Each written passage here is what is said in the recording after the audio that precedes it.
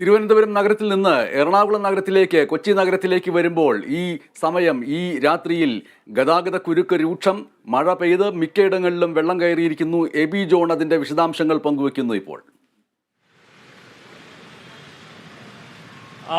ബനേഷ്, ഇത്തരത്തിൽ മഴ രൂക്ഷമായതോടുകൂടി തന്നെ സൂര്യഗായത്രി തിരുവനന്തപുരത്തെ കാര്യം പറഞ്ഞത് സമാനമായ രീതിയിലുള്ള അവസ്ഥ തന്നെയാണ് കൊച്ചിയിലും നമുക്ക് കാണാൻ കഴിയുന്നത്. കൊച്ചിയിലും ഗതാഗത കുരുക്ക് ഏതാണ്ട് രൂക്ഷമായി നിൽക്കുന്ന സാഹചര്യമാണ് നമ്മൾ ഈ കാണുന്നത്. വാഹനങ്ങളെല്ലാം തന്നെ വന്ന് ഈ ലിങ്ക് റോഡുകൾ ഉൾപ്പെടെ ബ്ലോക്കായി നിൽക്കുന്ന ഒരു സാഹചര്യമാണ്. വാഹനങ്ങൾ പോകാൻ വളരെയധികം ബുദ്ധിമുട്ടുന്ന ഒരു സാഹചര്യം. ഇടപ്പള്ളിയിൽ നിന്നുള്ളൊരു ബ്ലോക്കാണ് നമുക്കിവിടെ കാണാൻ കഴിയുന്നത്. ഈ വൈറ്റില ഭാഗത്താണ് നമ്മളിപ്പോൾ നിലവിലുള്ളത്. അത്തരത്തിൽ റോഡ് ഗതാഗതം ഏതാണ്ട് സ്തംഭിച്ച അവസ്ഥയിൽ തന്നെ നിൽക്കുന്ന സാഹചര്യമാണ് ഇവിടെയുള്ളത്. അപ്പുറത്തുള്ള ദൃശ്യങ്ങൾ നമുക്കിപ്പോൾ ഈ ഭാഗത്ത് നമ്മുടെ ഇടതു ഭാഗത്ത് നിന്നും കൃത്യമായ രീതിയിൽ വാഹനങ്ങൾ കടന്നു വരുന്നു. പക്ഷേ അതിന് തൊട്ടപ്പുറത്തുള്ള ഹൈവേയുടെ മറുഭാഗം ഇടപ്പള്ളി ഭാഗത്തേക്ക് പോകുന്ന വാഹനങ്ങൾ അവിടെ ഏതാണ്ട് സ്റ്റക്കായി നിൽക്കുന്ന ഒരു സാഹചര്യം തന്നെയാണുള്ളത്. എന്തായാലും റോഡ് ഗതാഗതത്തിന്റെ കാര്യത്തിൽ വലിയ രീതിയിലുള്ള ഒരു പ്രതിസന്ധി രൂപപ്പെട്ടിരുന്നു. അത് ആളുകൾ ഒരു പരിധിവരെ അങ്ങോട്ടും ഇങ്ങോട്ടും ഒക്കെ അവർ അഡ്ജസ്റ്റ് ചെയ്ത് പോകുന്നത് കൊണ്ട് തന്നെ ഏതാണ്ട് ഈ വാഹനം ഒരു പരിധിവരെ നീങ്ങുന്ന കാഴ്ചയാണ് നമുക്ക് കാണുക. ഇതിൽ എന്തായാലും ഇതിനകത്തൊക്കെ ഏറ്റവും കുടുങ്ങിക്കിടക്കുന്ന ശരിക്കും ബുദ്ധിമുട്ടുന്നത് ഇത്തരത്തിൽ ഇരുചക്ര വാഹന യാത്രക്കാരൊക്കെ തന്നെയാണ്. അതാണ് കാരണം മഴ ഇങ്ങനെ ശക്തമായിട്ട് തന്നെ നിൽക്കുന്നു. അപ്പോൾ ഈ മഴയത്ത് തന്നെ അവർ നിൽക്കേണ്ട ഒരു സാഹചര്യം ഉണ്ടാകുന്നു. അങ്ങനെ ഈ ബ്ലോക്കിൽ പെട്ടുപോകുന്ന ഒരു അവസ്ഥയുടെ ആ ദുരിതം ഏറ്റവും കൂടുതൽ ഒരു പക്ഷേ അനുഭവിക്കുന്നത് ഇരുചക്ര വാഹന യാത്രക്കാർ തന്നെയാണ് എന്ന കാര്യത്തിൽ എന്തായാലും ഒരു തരത്തിലുള്ള തർക്കവുമില്ല. പക്ഷേ ഒപ്പം മറ്റൊരു കാര്യം എന്ന് പറയുന്നത് വെള്ളക്കെട്ട് തന്നെയാണ്. കൊച്ചി നഗരത്തെ സംബന്ധിച്ച് മഴ എന്ന് പറഞ്ഞാൽ അതിനൊപ്പം നമ്മൾ കൂട്ടിവായിക്കേണ്ട ഒരു കാര്യം തന്നെയാണ് വെള്ളക്കെട്ട് എന്ന് പറയുന്നത്. ആ വെള്ളക്കെട്ട് അതിരൂക്ഷമായി തന്നെ നിൽക്കുന്ന സാഹചര്യമാണ്. കാക്കനാട് പോലുള്ള സ്ഥലങ്ങളിൽ ഇൻഫോ പാർക്കിന്റെ പരിസര പ്രദേശങ്ങളിൽ നമ്മൾ കഴിഞ്ഞ ദിവസം കണ്ടതാണ്. ശക്തമായ രീതിയിലുള്ള ഈ വെള്ളക്കെട്ട് രൂക്ഷമായി ഒരു തരത്തിലും മനുഷ്യർക്ക് നടന്നു പോലും പോകാൻ കഴിയാത്ത നിലയിലേക്ക് കാര്യങ്ങൾ എത്തുന്ന ഒരു സ്ഥിതി നമ്മൾ കണ്ടിരുന്നു. അതിന് സമാനമായ രീതിയിൽ തന്നെയാണ് ഇന്നത്തെ മഴയിലും നമുക്ക് കാണാൻ കഴിഞ്ഞത്.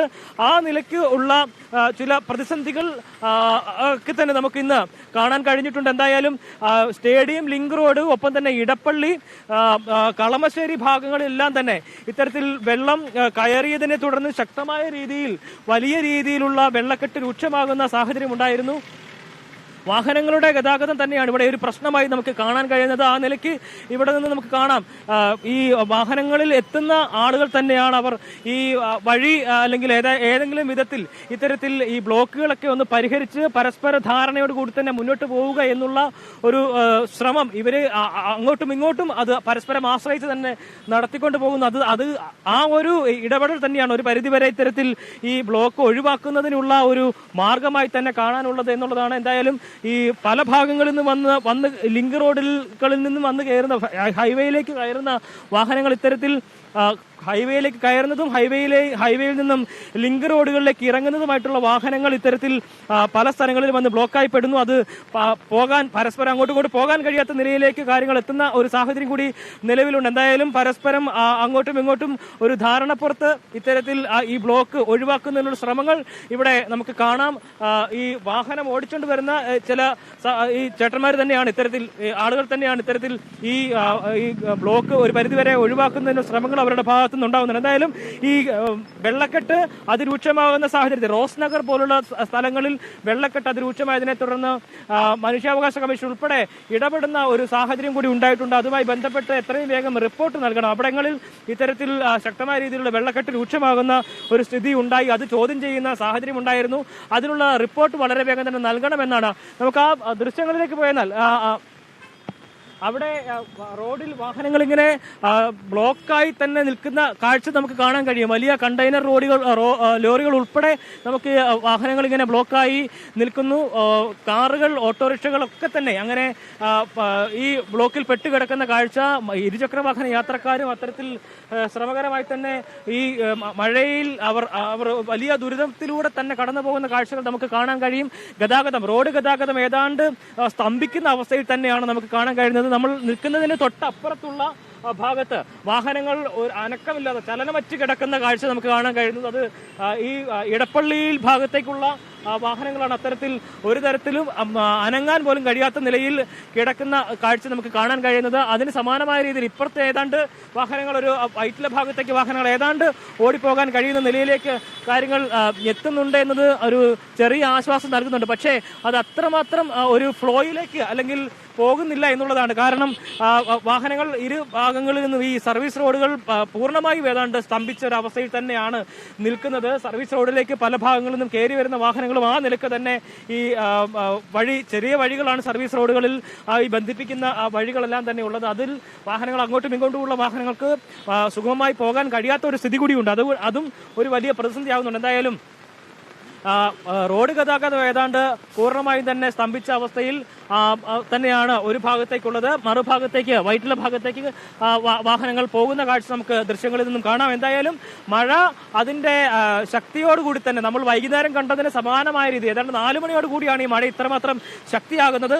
അത് വീണ്ടും ഇപ്പോഴും ഒരു തരത്തിലുള്ള കുറവുമില്ലാതെ ശക്തമായി തന്നെ മഴ തുടരുന്ന കാഴ്ച തന്നെയാണ്. ആ മഴ ഇപ്പോഴും വൈറ്റില ഭാഗത്താണ് നമ്മൾ ഉള്ളത്. വൈറ്റില ഭാഗത്ത് ഈ മഴ ഇത്രയും ശക്തമായി തന്നെ തുടരുന്നു. ഒപ്പം തന്നെ ഇടപ്പള്ളി കളമശ്ശേരി ഭാഗങ്ങളിലൊക്കെ തന്നെയും വെള്ളക്കെട്ട് രൂക്ഷമായിട്ടുള്ള സാഹചര്യങ്ങൾ കഴിഞ്ഞ ദിവസം മിന്നൽ പ്രളയം ഉൾപ്പെടെയുള്ള കാര്യങ്ങളൊക്കെ തന്നെ അനുഭവിച്ച സ്ഥലമാണ്. അവിടങ്ങളിൽ ഇപ്പോഴും വെള്ളക്കെട്ട് രൂക്ഷമാകുന്നു. കഴിഞ്ഞ ദിവസം വെള്ളക്കെട്ട് ഉണ്ടായതിനെ തുടർന്നുണ്ടായിട്ടുള്ള ബുദ്ധിമുട്ടുകൾ, മാലിന്യങ്ങൾ റോഡിലേക്ക് അടിഞ്ഞു കയറുന്ന സാഹചര്യങ്ങളൊക്കെ തന്നെ ഉണ്ടായിരുന്നു. അതെല്ലാം പരിഹരിച്ചത് ഇന്ന് രാവിലെയാണ്. പക്ഷേ ആ ഘട്ടത്തിലാണ് വീണ്ടും ഇത്തരത്തിൽ മാലിന്യങ്ങൾ അല്ലെങ്കിൽ വെള്ളം ഇങ്ങനെ വഴിയിലേക്ക് ഇരച്ചു കയറുന്ന സാഹചര്യം ഉണ്ടാകുന്നത്. ഇൻഫോ പാർക്കിന്റെ പ്രദേശങ്ങളിലാണ് ഏറ്റവും അധികം വെള്ളക്കെട്ട് രൂക്ഷമായിരിക്കുന്നത് എന്ന് പറയാതിരിക്കാൻ കഴിയില്ല. ആ നിലക്കാണ് അവിടെ കാര്യങ്ങൾ മുന്നോട്ട് പോകുന്നത്. അവിടെ ഓട നിർമ്മാണം ഉൾപ്പെടെ വിപുലപ്പെടുത്തേണ്ട സാഹചര്യമുണ്ട് എന്നുള്ള റിപ്പോർട്ട് ഉൾപ്പെടെ വന്നിരിക്കുന്നു. അതനുസരിച്ചുള്ള നടപടികളിലേക്ക് കടക്കേണ്ടതുണ്ട് എന്നുള്ള നിർദ്ദേശം ജില്ലാ കളക്ടറുടെ ഭാഗത്തു നിന്നും എന്തായാലും ഉണ്ടാകുന്നു. റോഡിൽ ഗതാഗതം അത് സുഗമമാക്കുന്നതിനുള്ള തീവ്ര ശ്രമങ്ങൾ ഈ വാഹനങ്ങൾ ഓടിക്കുന്നവരുടെ ഭാഗത്തുനിന്ന് തന്നെ അവർ തന്നെ ഇടപെട്ട് നേരിട്ട് വണ്ടിയിൽ നിന്നും ഇറങ്ങി വന്ന് അത് ചെയ്യേണ്ട ഒരു അവസ്ഥയിലേക്ക് പോലും കൂടെ കാര്യങ്ങൾ എത്തിയിരിക്കുന്നു എന്നുള്ളതാണ് ഇവിടെ നമുക്ക് കാണാൻ കഴിയുന്നത്. ആ ഒരു പരസ്പര ധാരണയോട് കൂടി തന്നെ അവർക്ക് അങ്ങോട്ട് പോകാൻ കഴിയുന്നുണ്ട് എന്നുള്ളതാണ്. എന്തായാലും മഴ അതിശക്തമായി തന്നെ തുടരുകയാണ് ബനേഷ്.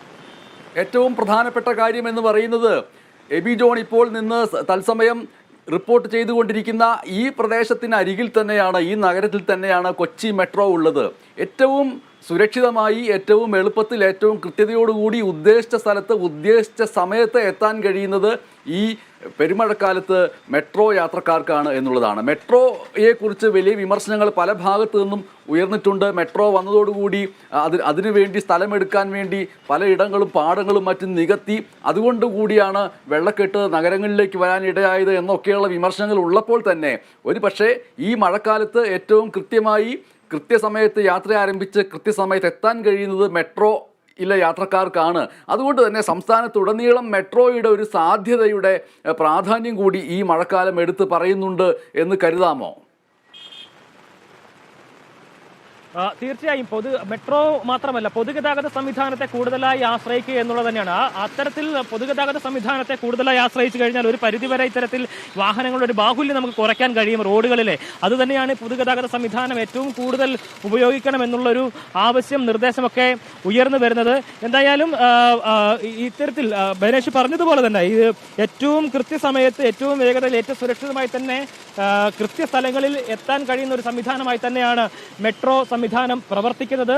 ഒപ്പം വാട്ടർ മെട്രോ ഉൾപ്പെടെയുള്ള സംവിധാനങ്ങളും അതോടൊപ്പം തന്നെ ഈ പ്രവർത്തനം ആ ഒരു ശൃംഖല മെച്ചപ്പെടുത്തുന്ന നിലയിലേക്ക് കാര്യങ്ങൾ എത്തിക്കുന്നുണ്ട്. അതിൻ്റെയൊക്കെ ഒരു സാധ്യത കൂടുതൽ ആളുകൾ മനസ്സിലാക്കുക എന്നുള്ളത് കൂടി അതിൽ നമ്മൾ എടുത്തു പറയേണ്ട ഒരു കാര്യം കൂടിയാണ്. എന്തായാലും മഴ അതിൻ്റെ ശക്തമായി തന്നെ നമുക്ക് കൊച്ചിയിൽ മഴ എന്ന് പറഞ്ഞാൽ പിന്നെ വെള്ളക്കെട്ട് എന്നുള്ളത് എടുത്തു പറയേണ്ട ഒരു കാര്യമില്ല. അത് ഏതാണ്ട് ഒരു നാണയത്തിൻ്റെ ഇരുപുറങ്ങൾ പോലെ നമ്മൾ കാണുന്ന ഒരു കാര്യമാണ്. ഇത്രമാത്രം വർഷങ്ങൾ എല്ലാ കാലാകാലങ്ങളായി ഒരു തരത്തിലുള്ള മുടക്കവുമില്ലാതെ പതിവ് സംഭവമായി തന്നെ നമ്മൾ ഈ കൊച്ചിയിലെ മഴയും വെള്ളക്കെട്ടും തമ്മിലുള്ള വാർത്തകൾ നമ്മൾ ഇങ്ങനെ ഇഴചേർത്ത് കൊടുക്കുന്ന ഒരു സാഹചര്യത്തിലേക്ക് നമ്മൾ എത്തുകയാണ്. ഇതിനൊക്കെ എന്നാണ് ഒരു പരിഹാരം ഉണ്ടാവുക എന്നുള്ളതാണ് ഏറ്റവും പ്രധാനമായും എടുത്തു പറയേണ്ടത്.